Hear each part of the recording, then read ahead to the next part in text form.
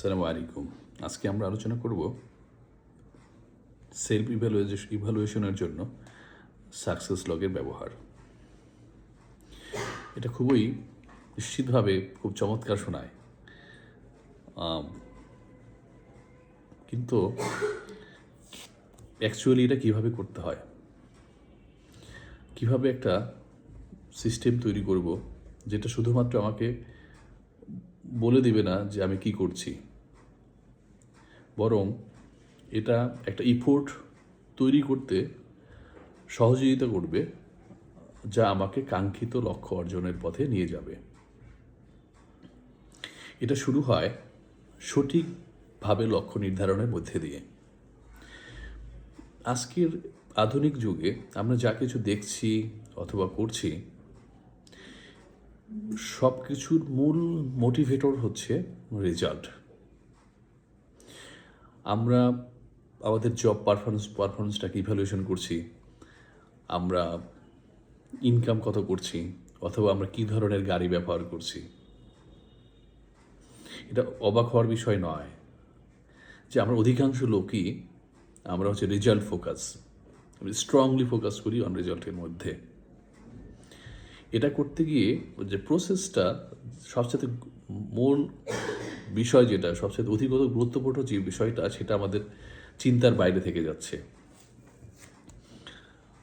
আমরা শুধুমাত্র রেজাল্ট নিয়ে চিন্তা করছি, বাট আমরা যখন শুধুমাত্র রেজাল্টের উপর ফোকাস করি, এই রেজাল্ট দিয়ে কি আমাদের কাঙ্ক্ষিত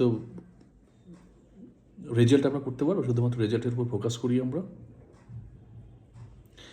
এটা করতে গিয়ে আমরা যেটা করছি, যে রেজাল্ট নিয়ে আসার জন্য প্রকৃতপক্ষে যে স্কিলটা দরকার, আমরা সেই স্কিলটা শিখছি না।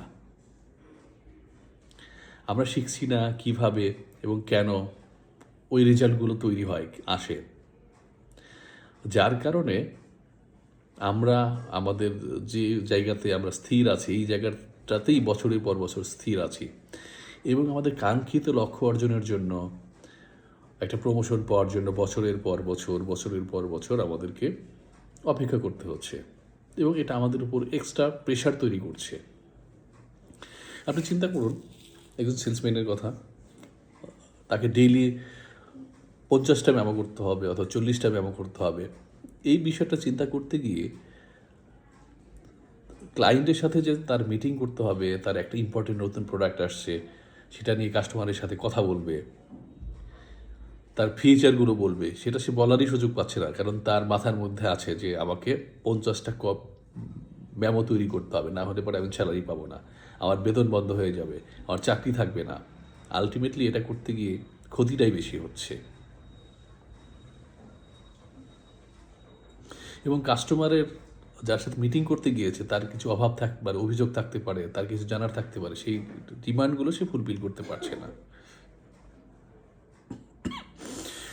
আমরা যদি অন্যভাবে বলি,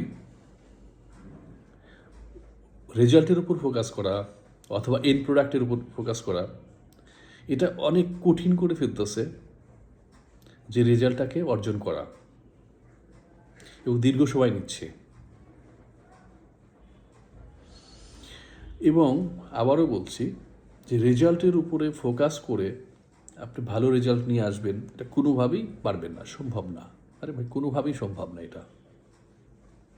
এটা শুধুমাত্র সম্ভব যে আমরা যেভাবে চিন্তা করছি, চিন্তাটাকে পরিবর্তন করতে হবে, প্রসেসের উপর গুরুত্ব দিতে হবে, এবং এটাই হচ্ছে একমাত্র ইফেক্টিভ ওয়ে যদি আপনি গোল ঠিক করেন, এবং আপনি ডেফিনেটলি ইনশাআল্লাহ আপনার কাঙ্ক্ষিত রেজাল্ট আপনি দেখতে পাবেন।